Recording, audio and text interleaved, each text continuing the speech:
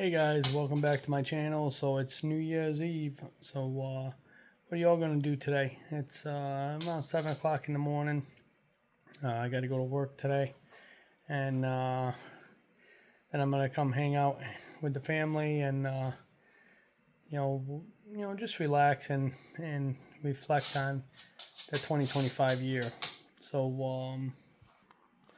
so the 2025 year, it's been you know it's been a good year in a lot of ways, and it's been a really crappy year in other ways. I'm definitely, in all honesty, looking forward to 2025 being over. Hopefully a fresh start in 2026. So, 2025 has been, some of the best year, one of the best years of my life. It's also been one of the worst years of my life, if you could believe that. So it's kind of weird how it all works out, but year started off good.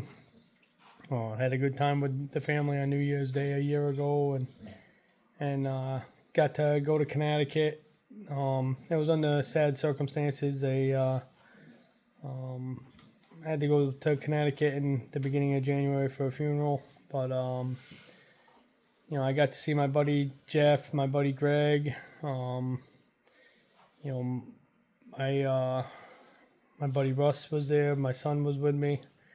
So it was a good day. It was under sad circumstances, but I got to see my friend Stacy, and I got to see a lot of my friends that at the beginning of the year. Well, my best friend of 30 years, his name was Jeff. I got to see him. I actually went to see him a little bit before I went to the funeral, and he was actually supposed to go to the funeral with me, but he wasn't feeling very good that day. He was under the weather. I think he had the flu, if I remember correctly. And I had initially told him I would catch up with him the next time I came back, because I had just recently got done with my surgeries, and I didn't feel like getting sick, and didn't want to take a chance of getting sick, basically. And anyhow, thank the good Lord, I decided to go see him, and we had come up with a idea of, me and my son would just stay in the truck, and and him and his dad were gonna stay outside, and just so we didn't pass on any germs and whatnot. Well, it was really good to see him. Sorry, I'm getting emotional. He was my best friend. So anyhow, we hung out for about, I don't know, it was probably 20 minutes. I ended up getting out. I gave him a hug, and we chatted. I showed him my new truck, or new to me truck. That was the first time he got to see it in person, and he liked it. And he was chit chatting with my son a little bit, and we had a lot of laughs, and it was a good day. It was a good time. Well, unfortunately, I got into a car accident with my new truck on the way home, going over the GW Bridge, and I was telling my buddy Jeff about it through text messages and phone calls, and Jeff had wanted to have breakfast that morning, and because it had snowed, I ended up telling him that I didn't want to do that, because I wanted to get on the road, and I had an 8+ hour drive home, so really wish I'd have made a different choice that day. I wish I would have went and had breakfast with him, but you don't know what the future holds. So, but anyhow, the very next day, I got a call from another real close friend of mine. He's another one of my best friends. His name's Greg. I got a call that we lost Jeff in a very tragic situation, and I was with him 24 hours earlier, or 48 hours earlier, whatever it was. So that's been hard on me this year.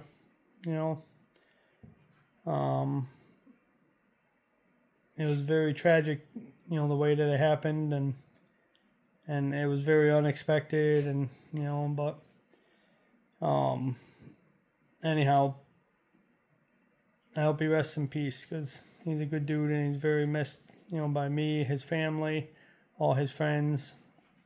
He's definitely missed, but he's with us, man. I see signs all the time of him. I talk with his mom and his dad and his brother, and we see signs everywhere. His racing number was 305. That's why if you look on the go-kart, it says in love and memory of Jeff Sear 305. So he raced dirt bikes, and 305 was his number. So, but anyhow, we made an unexpected trip back to Connecticut that particular weekend, and went for his funeral service, and got to see more family and friends, and we turned what was a very somber, sad moment into a little bit of good times because we got to see people we hadn't seen. I saw my buddy Scott for the first time in a long time, and a couple friends from high school that came to the service. So it was nice. I actually I got to see my buddy Jeff's old boss. I hadn't seen him in years, and there's quite a few people I got to see that I hadn't seen in years, and I look a lot different. That I lost all the weight, so. A lot of people were like, "Wow, hold on, how did you do that?" And it was kind of nice, So anyhow, fast forward, me and Levi got deep into racing. We put together a junior champ. We struggled in the junior champ. We got a couple third place finishes, but we did struggle a little bit overall, and we were just a lot heavier than everybody else, and then, later in the season, there was some stuff going on that shouldn't have been going on. And from, what I've been told, and that, didn't help us being able to compete against people, which was, it's a sad deal because stuff like that shouldn't happen, But we ended up, Levi outgrew the junior champ, so we ended up putting him in a senior champ, and I loaned my camper to my buddy Greg over the summer for him and his family to use, and that the weekend that he came back, me and my son ended up going out in the senior champ for the first time, and we won both the feature races. That was his first two official wins, so that was pretty cool, and I got to see and be a part of my buddy Greg's wedding.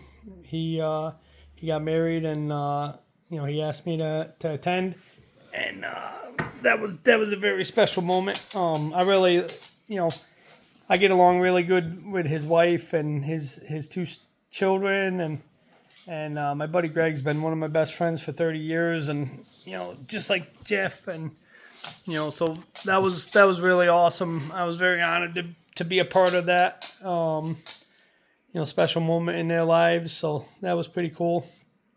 We went through the summer. We did pretty good in the go-kart.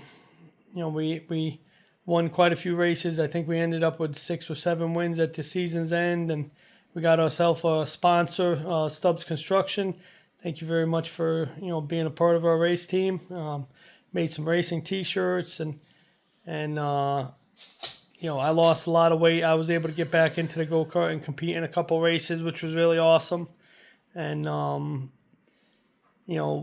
we turned around and just had a pretty good summer. Went to Florida for the second time, I guess. But we drove down there as a family, which was pretty cool. Levi ended up winning the Junior 3 track championship. We took it by, I think it was 7 points at season's end. We're in the winter series now in the same division. We've had 2 unfortunate wrecks at the beginning of the season. So I think we're sitting 5th in points or 4th in points out of 6 cars right now. But you can't help wrecks, unfortunately. So Levi got to see one of his best friends win the track championship at Langley Speedway. Him and this kid named Holden have gotten to become real good friends, and we got to see Holden accomplish that dream of his and that goal of his, and that's pretty cool to see that. And then financially, we at the beginning of the year, because of my surgeries, financially we ran into some roadblocks and had some issues that we had to fix, and we got some help from some people that made a big difference in helping us, and I've been making changes. My wife's been making changes, and that's been helping out a lot. We're not 100% where I want to be right now, but we're doing a lot better than we had been. That's part of the whole bad part of 2025. So,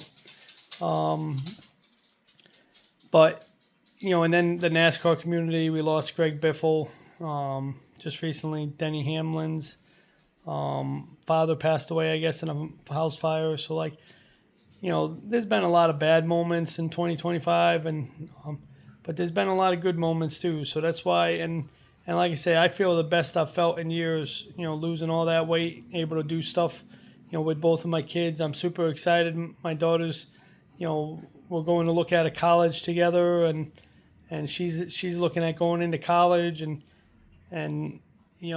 I'm watching her grow up, and it's like you blink your eye, and she was a baby, and now she's about to be. Well, she is a senior and about to graduate high school, and she's driving. So it's really cool to see all that. Life moves pretty fast, guys. If you don't stop and look around once in a while, you can miss it. So you gotta make sure you take the time. But 2025, like I said, it's been some of the best moments of my life, and it's been some of the worst moments of my life.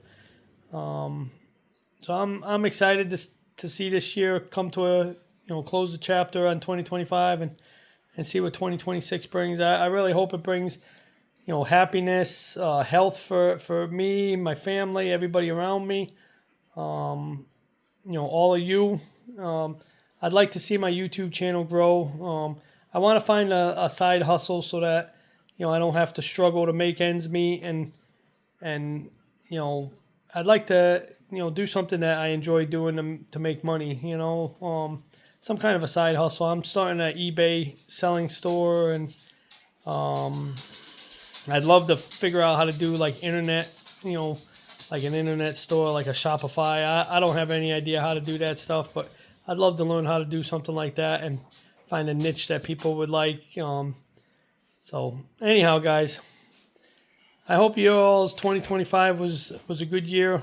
I hope 2026 is an even better year. God bless you, and God bless the USA. And I mean no disrespect by my mug, guys. It's just a funny mug that I love.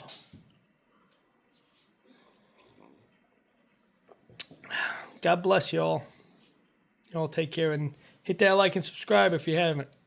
Later. Happy New Year.